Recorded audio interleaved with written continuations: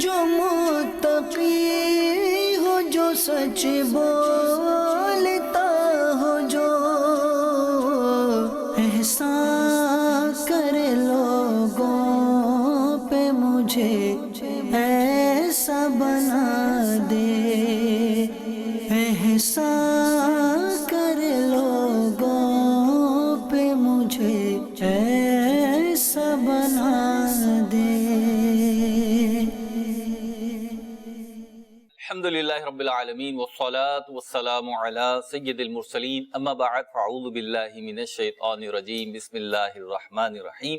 الصلاة والسلام علیک یا رسول اللہ، الصلاة والسلام علیک یا حبیب اللہ، الصلاة والسلام علیک یا نبی اللہ، وعلی آلک وصحابک یا نور اللہ۔ مدنی چینل کے ناظرین، الحمدللہ عز وجل سلسلہ احکام تجارت کے ساتھ حاضر خدمت ہیں، اور اس سلسلے کی خصوصیت یہ ہے کہ ماہر امور تجارت مفتی علی اصغر اتاری مدنی مدظ اللہ العلی ہمارے ساتھ تشریف فرما ہوتے ہیں۔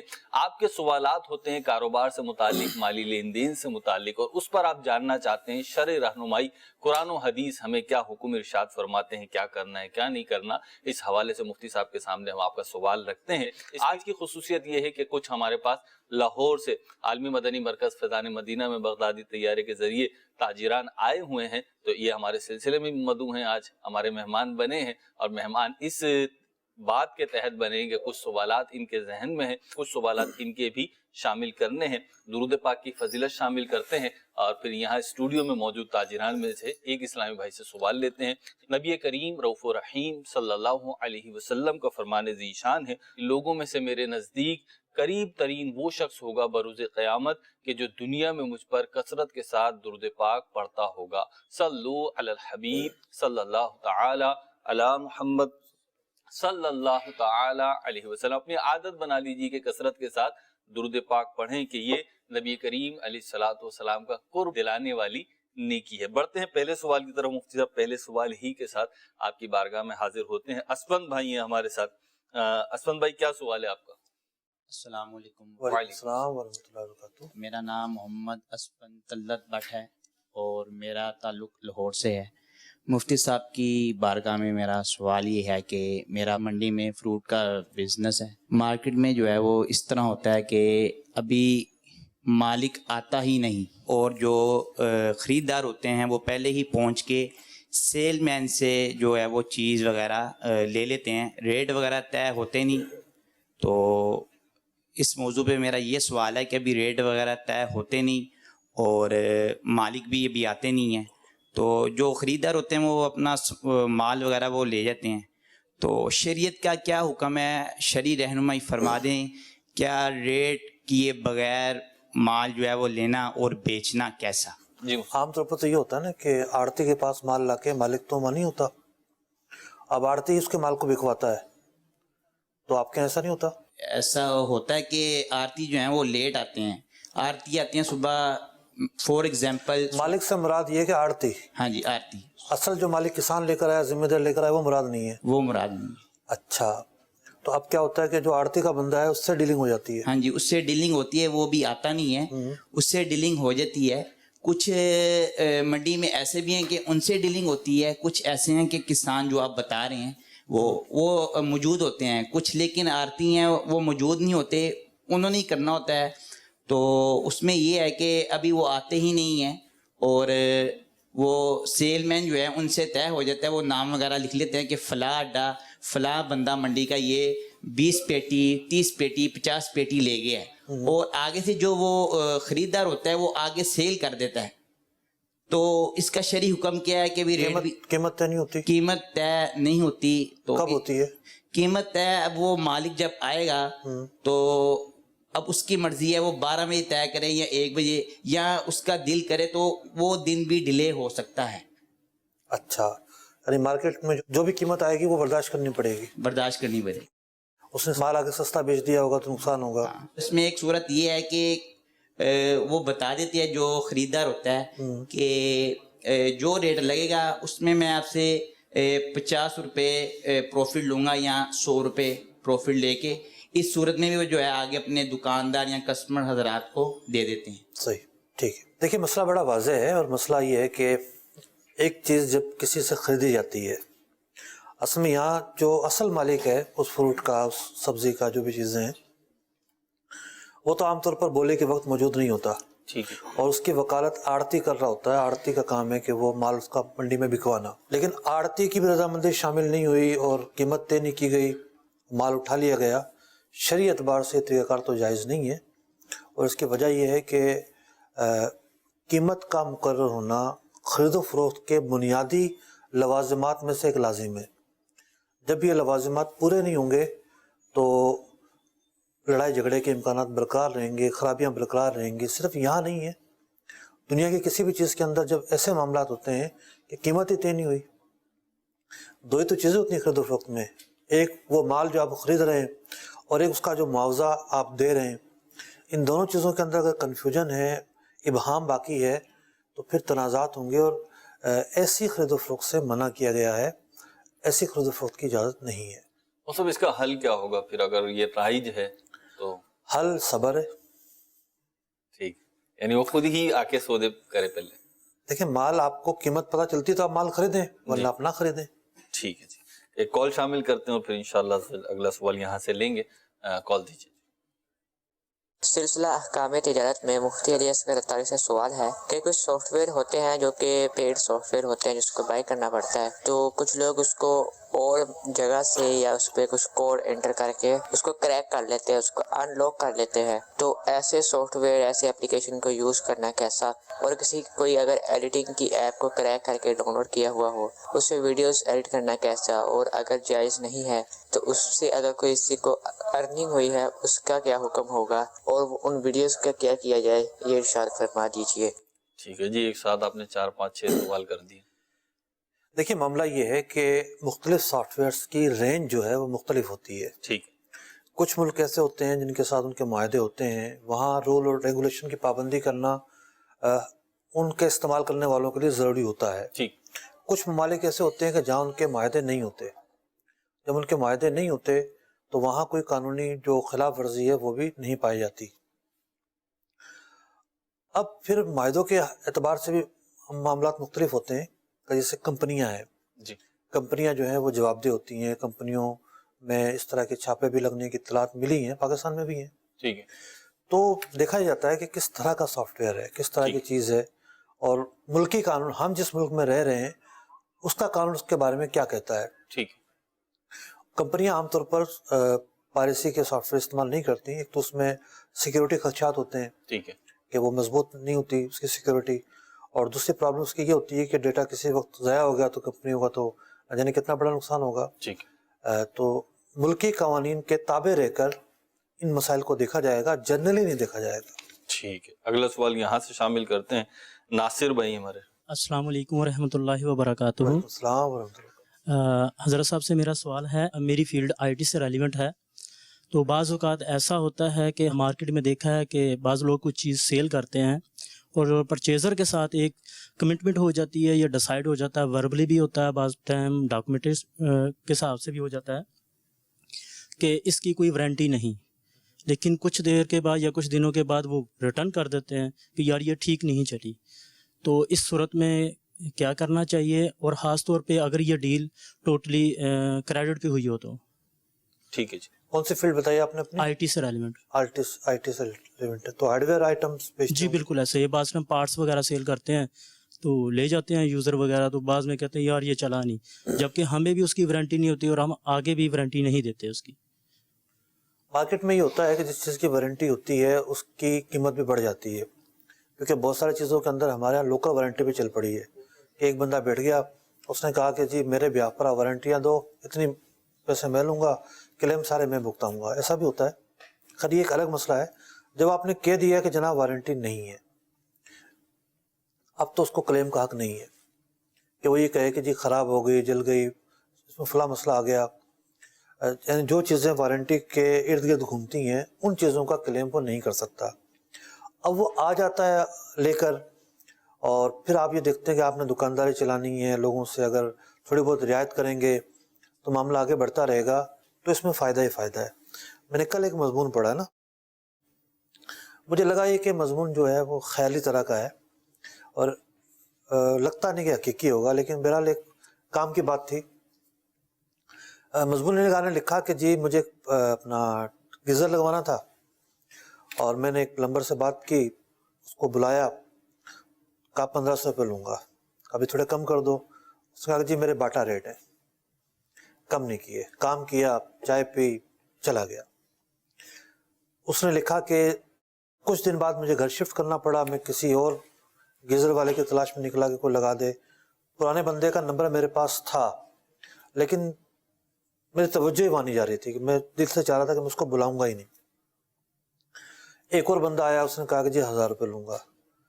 तो ये कहने लगा कि जी थोड़े से और कम कर दो, मैं तो तनख्वाहदार आदमी हूँ, कोई इतना अमीर तो हूँ नहीं। और देखा अच्छा ठीक है, 850 रुपये में डन हुआ। तो उस स्टोरी लिखने वाले ने लिखा कि जनाब वो बंदा आया, काम किया, चाय वाय पी, आखिर में पूछा कि काम कैसा हुआ, ठीक हुआ, आप मुतमईन हुए। उसके बाद जो है वो चला गया। मेरे एक दो दोस्तों ने मुझसे पूछा, मैंने हमेशा उसके नंबर दिए, और देखते देखते वो बड़ा मशहूर हुआ, और आज उसकी इलेक्ट्रॉनिक्स की अपनी दुकान है। कहने का मतलब ये है कि कुछ कारोबारी गुरु वो होते हैं जिसका ताल्लुक अपने ग्राहकों से रिलेशनशिप होती है, उसमें मबनी होता है। अगर आप बेहतर और मजबूत रिलेशन रखेंगे तो ग्राहक बार बार आते रहेंगे, आपका हवाला देते रहेंगे। तो यूँ बाज़ औक़ात एक बंदा जो है वो बेरुखी का अगर मुजाहरा करता है तो इससे ग्राहक टूटते हैं। तो आपके ऊपर लाजमी तो नहीं है, बिल्कुल 100% आप वापस कर सकते हैं, लेकिन अगर आप समझते हैं कि 100-200 का काम है इसके अंदर, चलो उसको मैं बता देता हूँ कि 100-200 रुपये दे दो, ये काम हो जाएगा। अब एक नया मायदा होगा, एक मजदूरी होगी, और आपने वो काम करवा दिया। या आपने देखा कि भाई मैंने तो इससे 1000-1200 रुपये कमाए थे, चलो 100-200 मेरी जेब से लग जाए, कोई इशू नहीं है, तो दूसरा आइटम जो है वो दे दिया। तो यूँ एक होती है कि राइट्स क्या हैं, राइट्स आपको बिल्कुल मालूम होने चाहिए, ताकि आप किसी पर ज़्यादती ना करें। कल आपको भी जो है वो किसी के पास गाहक बन के जाना है, और आप बिला वजह तकाजा कर रहे हो जो वापस लो ही लो, हालांकि वापस लेने का उसको हक ही नहीं है। और दूसरी चीज़ होती है कि आप थोड़ी सी रियायत दें, थोड़ी सी छूट दें, इससे दुकानदार का अपना फ़ायदा है। कॉल शामिल करते हैं सिलसिले में। जी, मैं गुलाम अब्बास अतारी मंडी बहाउद्दीन से अर्ज कर रहा हूँ। ये सवाल है कि मैं शटरंज का काम करता हूँ। ये शटरंज एक जगह लगाई मैंने, तो वो उनकी वजह से लेट थोड़ा हुआ। एक हफ्ता मैंने इंतजार किया, उसके बाद उनसे मैंने टाइम किया कि अगर एक हफ्ता मजीद आपको देता हूँ, आप काम क्लियर करा देते हैं। मतलब मटेरियल की वजह से लेट हुआ था। काम अगर तैयार हो जाता है, मटेरियल आपका आ जाता है, तो इसी पैसों में मैं आपका काम कर दूंगा। अगर नहीं हुआ तो ठीक 8 दिन के बाद मैं या सामान ले दूंगा या आपको डेबिट देना पड़ेगा 70,000 रुपया। तो उन्होंने तय किया कि ठीक है 70,000 रुपया हो जाएगा 8-9 दिन के बाद। वो तकरीबन 15 दिन के बाद काम हुआ, तो उसमें वो जो 70,000 रुपया मैंने उसके ऊपर डेबिट लगाया था, वो क्या जायज है या नहीं जायज? देखिए मामला ये है कि एक तरह से आपने अपना वायदा ख़त्म ही कर दिया पहले वाला, कि भाई आपसे जो हमारी बात हुई थी वो ख़त्म है। अगर आप करवाना मैं अपना माल उतार कर ले जाता हूँ, करवाना चाहते हो, अब रेट ये होगा। तो यूँ आपने जो इजाफा करके जो भी रकम बताई वो एक मजमूई कीमत बन गई, और ला मुहल्ला शर्टिंग ज़ाहिर बात है, अगर आपने किराए पर ली थी तो उसके पैसे आपको देने थे। अगर आपने जो है वो आपकी अपनी भी थी तो उसके और जगहों पर जो आप लेट हो रहे हैं वहाँ आपको जो नुकसान पहुँच रहा है, तो यूँ बंदा अपने रेट बढ़ाने का इख्तियार रखता है। एक तो होता है कि भाई मुझे मुआवजा दो, मेरे नुकसान पहुँचा। इस रास्ते पर हम जाने के बजाय दूसरा रास्ता मौजूद है कि आपने गोया के रेट बढ़ाया है कि जी अब मैं इतने रेट पर आपसे काम करूँगा, सामने वाला उस पर राज़ी है तो ये जायज़ है। ठीक है जी, अगली कॉल दीजिए। मैं प्रॉपर्टी के हवाले से बात करना चाहूंगा, कराची से बात कर रहा हूँ। सवाल ये है कि कुछ हाउसिंग स्कीम इस तरह से काम करती हैं कि सपोज एक कोई इन्वेस्टर है, उसने अपनी फाइल जो है मार्केट में सेल होने के लिए भेजी, और बीच में उसमें उसके पास से मेरे पास आई, मैंने आगे एक और ब्रोकर को दे दी, उसने आगे तीसरे, तो बीच में आप समझे 4 से 5 बंदे शामिल हो जाते हैं उस डील के। अब सबका कमीशन क्या होता है कि वो एक फाइल सपोज 20 लाख की थी, अगले ने उसको 21 कह दिया, फिर 23, फिर 24, फिर 25 तक वो चली जाती। फिर जो खरीदार जो होता है वो 25 लाख में उसको खरीदता है, और बीच के जितने भी लोग होते हैं वो अपना अपना कमीशन उसमें से निकाल लेते हैं। तो क्या इस तरह से करना शरई तौर पे जायज होगा? देखिए कमीशन लेना तो जायज़ है, लेकिन कमीशन कहते किसको हैं ये बात समझना ज़रूरी है। जी, कमीशन कहते हैं जो भी शख्स आपको काम देता है उससे आप जो तय करते हैं, मैं अपना मेहनताना अपनी मजदूरी, उसको कमीशन कहते हैं। ठीक। काम करने वाले को یہ پتہ ہونا چاہیے کہ آپ نے کیا کام کیا ہے. مثال کے طور پر کوئی چیز کسی نے بیچنے کے لیے دی ہے, اس کو پتہ ہونا چاہیے کہ آپ نے کتنے کی بیچی ہے, یہ اس کا رائٹ ہے, اس کا مال بیچا گیا ہے. آپ اس کو ریٹ نہ بتائیں اور آگے مہنگی بیچیں, بیچ میں سے ٹاپ رکھیں اور اس سے پھر کمیشن بھی وصول کریں, تو یہ جائز نہیں ہے. مالک کا یہ حق ہے, اس کا یہ رائٹ ہے کہ اس کی پراپرٹی کتنے کی فروخت ہوئی اسے پتہ ہونا چاہیے. ایسا بھی ہوتا ہے جو آپ بات کر رہے ہیں وہ کوئی عجیب بات نہیں ہے کہ ایک بروکر جو ہے اس کے بعد پارٹی نہیں ہے, دوسرا بروکر اس کو پارٹی بتاتا ہے, دونوں مل کر کام کرتے ہیں. اسی طریقے سے جو خریدار ہے اور بیچنے والے ہیں دونوں کے ساتھ 2 3 4 بروکر ہوتے ہیں. تو جو مجموعی بروکری ملنی ہوتی ہے, مثال کے طور پر 2% ملنی ہے, تو یہ وہ بروکری تقسیم کرتے ہیں آپس میں. ایسا نہیں ہوتا کہ جناب مالک کو اصل قیمت نہیں بتاتے اور پھر اوپر کا پیسہ خود رکھ لیتے ہیں, وہ تقسیم کرتے ہیں. یہ طریقہ کار غلط ہے اور یہ مال حرام ہے. جو مجموعی کمیشن بن رہی ہے وہ آپس میں تقسیم کر سکتے ہیں. مثال کے طور پر مالک نے بروکر سے طے کیا کہ جی میں آپ کو 2% دوں گا, 2% بنے 2 لاکھ روپے. اب یہ بروکر نے کسی اور کے ساتھ مل کر 2 3 بروکروں نے مل کے پراپرٹی بکوائی, تو یہ اب اس 2 لاکھ کو آپس میں تقسیم کر سکتے ہیں. اتنا ان کو اختیار ہے صرف. ٹھیک ہے, یہاں سے سوال شامل کرتے ہیں جو تاج اسلام میں موجود ہیں. کاشف بھائی. السلام علیکم ورحمۃ اللہ وبرکاتہ. وعلیکم السلام ورحمۃ اللہ. مفتی صاحب کی بارگاہ میں سوال ہے کہ یہ جو اوور بلنگ لوگ کہتے ہیں کریں, وہ اوور بلنگ کرنا کیسا؟ جیسا کہ 20,000 روپے کا سامان اگر کسی نے لیا ہے تو کہتا ہے 23,000 روپے اس کا بل بنا دیں, 22 بنا دیں, ایسا کرنا کیسا؟ ٹھیک, آتے ہوں گے بہت سارے لوگ ایسا کرنے. جی کافی سارے لوگ آتے ہیں, میرا کراکری کا کام ہے تو اس میں کافی لوگ اس طرح کے آتے ہیں. وہ کیوں کہتے ہیں ایسا؟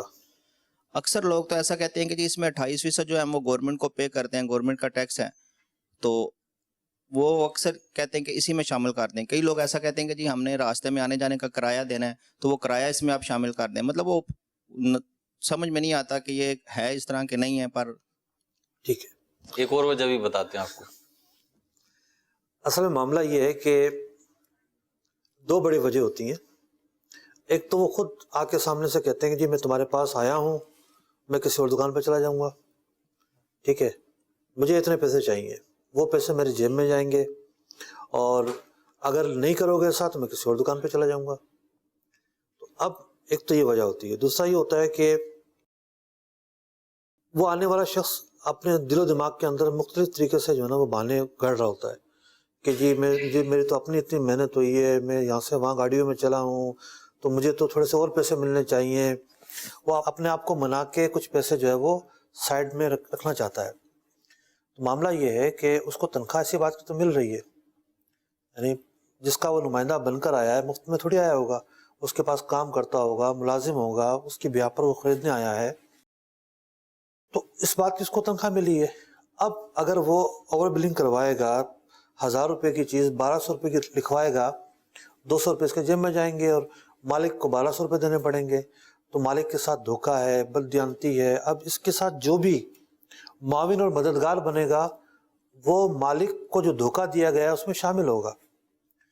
تو ایسی کیا دکانداری کہ جناب ہم بیٹھے تو تھے چیزیں بیچنے کے لیے اور ہم جو ہے وہ دھوکہ دینا شروع کر دیا ہم نے. تو دھوکہ دینا ایک حق العبد کی تلفی ہے, حقوق العباد کا معاملہ ہے کسی مسلمان کو دھوکہ دینا, اور ایک ایسا گناہ ہے کہ جب تک وہ شخص معاف نہیں کرے گا معافی نہیں ہوگی. تو بلا شبہ یہ ناجائز کام ہے اور ایسا نہیں کرنا چاہیے. تو آپ نے جواب میں ارشاد فرمایا کہ وہ کمپنی کا نمائندہ ہے, ملازم ہے, اور اسی کام کے لیے اسے رکھا گیا ہے. اچھا, اس سے ہٹ کر بعض اوقات یہ ہوتا ہے کہ دوستانے میں بھائی چارگی کے طور پر یا کسی سے تعلق ہے یا کوئی شخص جو ہے خاص مقام پہ جاتا ہے, مثال کے طور پر کوئی شخص فیڈرل بھی ایریا سے روزانہ صدر جاتا ہے, کیماڑی جاتا ہے, اور ہمیں جو آئٹم چاہیے, ایک آئٹم چاہیے ہمیں صدر سے یا کیماڑی سے لینا ہے, تو ہم سوچتے ہیں میں جاؤں گا آؤں گا, 1-1.5 گھنٹہ سفر کا ہے, پھر گاڑی بھی لے کے جانا پڑے گی, تو چلو یہ جاتے ہیں, ان سے بول دیتا ہوں کہ بھائی آپ جا رہے ہیں تو میرا ایک کام چھوٹا سا کر دیجیے گا, یہ لا دیجیے گا مجھے. اب وہ صاحب جو ہیں وہ ملازم بھی نہیں ہے, کوئی تنخواہ بھی نہیں ہے, کوئی کسی قسم کا انہیں کمیشن بھی نہیں مل رہا, لیکن اگر وہ رکھیں اس طریقے سے تو ان کے لیے کیا حکم ہوگا؟ دیکھیں دھوکہ تو وہ بھی دے رہے ہیں نا.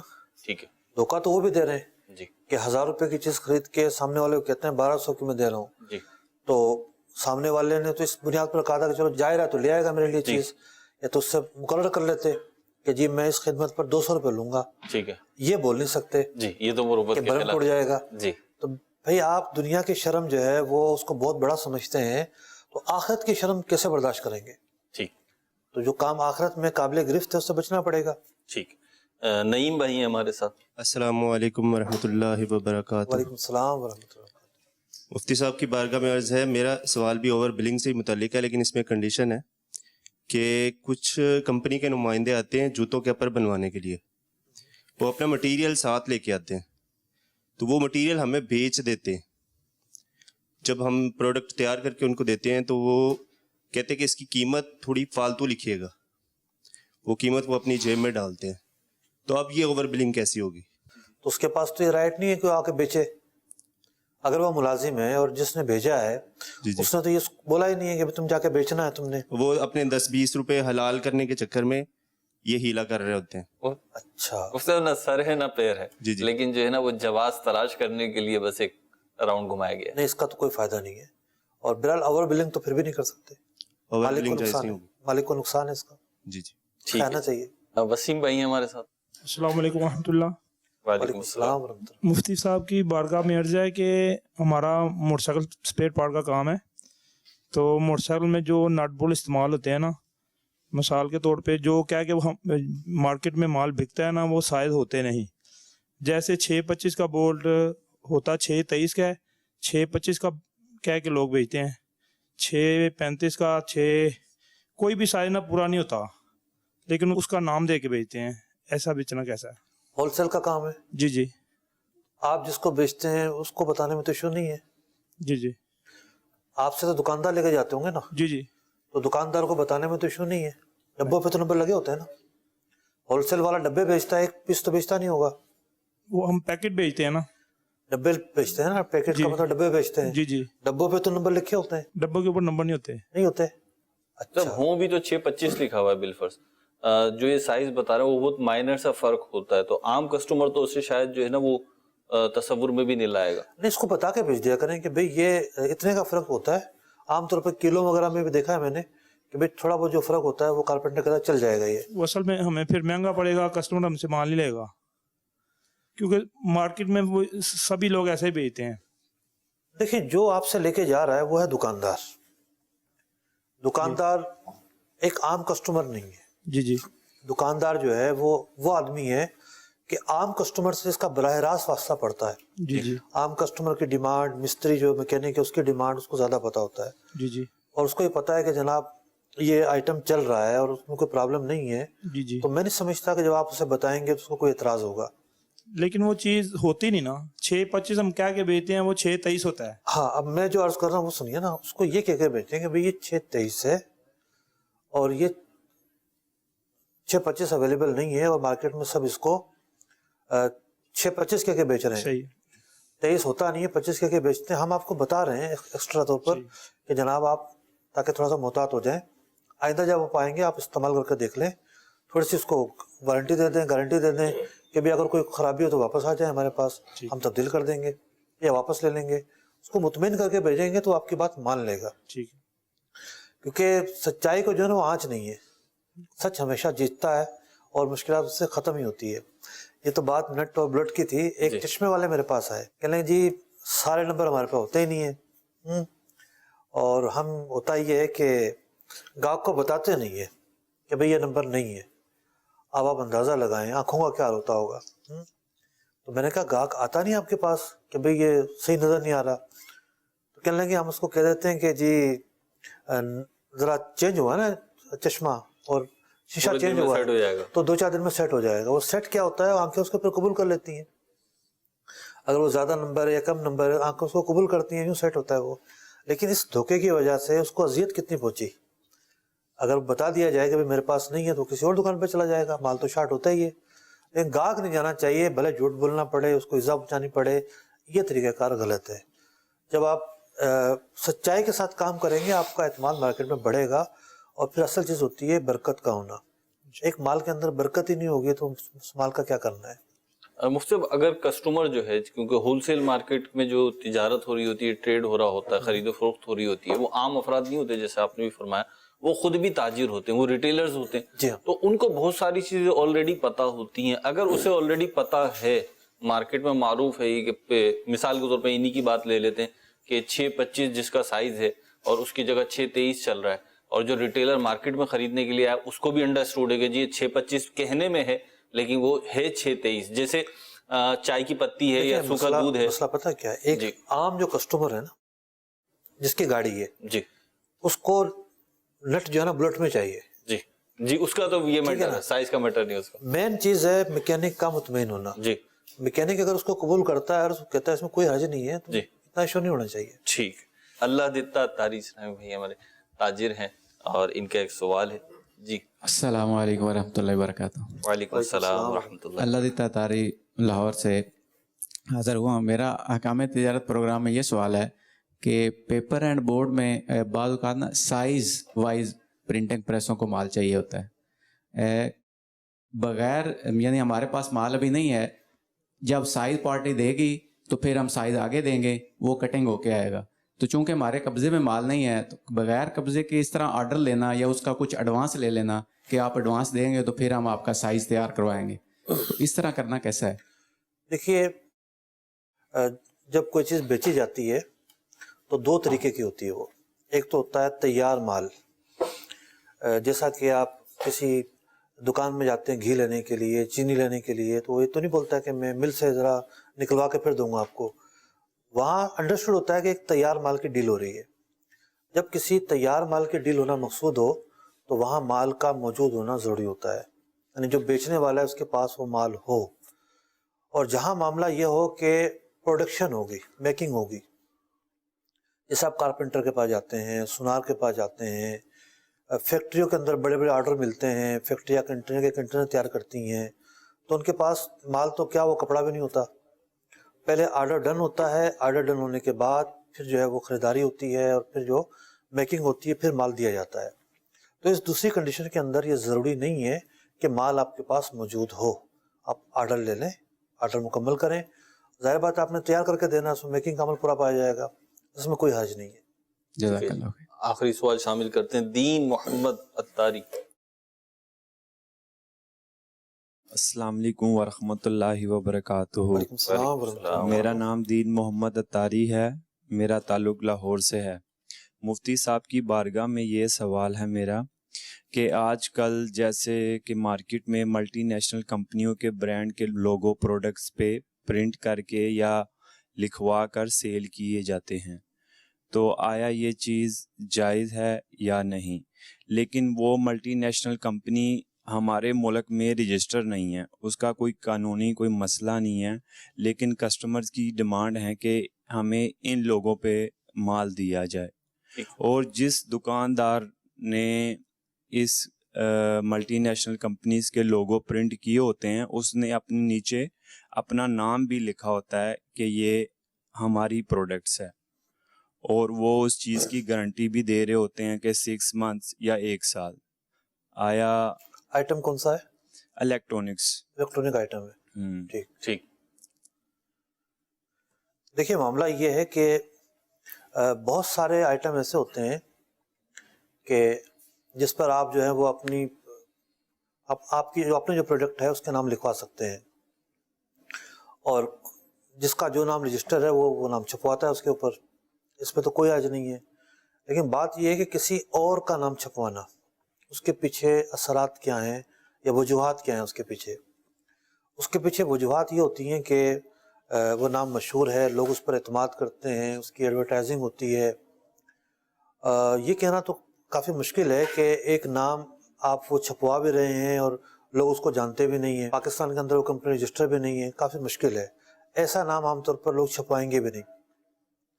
जो इस तरह की कापियाँ बनती हैं वो ऐसी चीज़ों की बनती हैं जो कंपनियां मशहूर होती हैं, उनकी एडवर्टाइजिंग होती है, मशहूरी चल रही होती है, लोग उस पर एतमाद करते हैं. अब कोई और उस क्वालिटी की नहीं, घटिया क्वालिटी की चीज़ उसके नाम से बेच दे तो जो कंज्यूमर है उसको नुकसान पहुंचेगा, वो इससे मुतासिर होगा, वो उस पर एतमाद कर रहा है. ठीक है, उन्होंने लोकल वारंटी तो दे दी अपनी, लेकिन बादी नज़र के अंदर धोखा तो है. اگر ہم یہ کام اسٹاپ نہیں کریں گے تو اس حساب بڑھتا رہے گا، ہر دوسرے کام کے اندر یہی معاملہ چلتا رہے گا. کسٹمر کو اس چیز کا معلوم ہوتا ہے کہ یہ کاپی ہے اور جی میں عرض کر رہا ہوں کسٹمر کون ہے؟ کسٹمر ہے دکاندار. جو حقیقی کسٹمر ہے وہ نہیں ہے، اس کو نہیں پتا.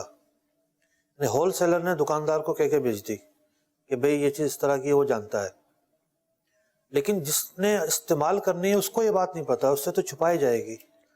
کاروباری وہ اوریجنل سمجھ کے لے رہا ہے، وہ اوریجنل سمجھ کے لے رہا ہے، اس کو یہ دھوکہ پہنچ رہا ہے. تو ایسا کام نہ کیا جائے جس کے اندر جو دھوکے کا عنصر ہو اور یہ دھوکہ براہ راست افراد کو متاثر کرتا ہو. جیسے دوائیاں ہیں، آپ کوئی نقلی دوائی بیچے، فیکٹری والا بتا دے ہول سیلر کو، ہول سیلر بتا دے ریٹیلر کو، گاہک یہ سمجھے کہ یہ اصلی دوائی ہے. اب نہ تو بیماری صحیح ہوگی، پتہ چلا کہ الٹا سائیڈ ایفیکٹ الگ ہوں گے. اسی طریقے سے کوئی بھی الیکٹرانک چیز خریدی جاتی ہے، ایک عام آدمی جو ہے وہ پیسے جوڑ کر پھر وہ چیز خریدتا ہے. پتہ چلا کہ جناب اس کی یہ چیز خراب اور وہ چیز خراب، تو وہ اس کا جو حق ہے اس کو متاثر کرے گی. مدنی چینل کے ناظرین، ہمارے سلسلے کا وہ ختم ہوا، اور مدنی چینل آپ دیکھتے رہیے. صلو علی الحبیب صلی اللہ تعالی علی محمد صلی اللہ تعالی علیہ وسلم. تاجر جو متقی ہو، جو سچ بولتا ہو، جو احسان کرے لوگوں پہ، مجھے ایسا بنا دے.